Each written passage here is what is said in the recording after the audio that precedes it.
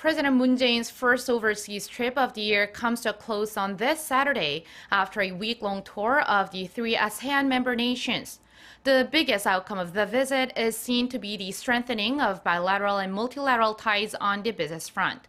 Our Shin Se-min, who's been traveling with the president, has this report. The South Korean leader took another step forward to carry out promises he made earlier through his stops in 3 of the 10 ASEAN nations this week.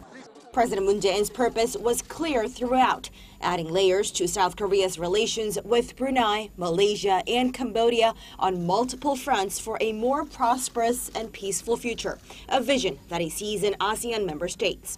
Hopping from one country to another, the president clinched bilateral deals in many areas, including information technology, welfare, transportation, and education. And the backdrop of these business deals is the president's new southern policy that redirects Seoul's attention to many developing nations in Southeast Asia. The president's pivot to ASEAN is all the more crucial, especially at a time when Seoul's main trading partners across the globe are showing signs of economic vulnerability.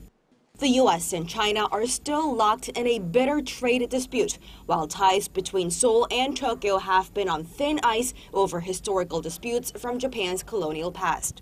President Moon also underlined the importance of peace in widening the range of cooperation between Korea and ASEAN members.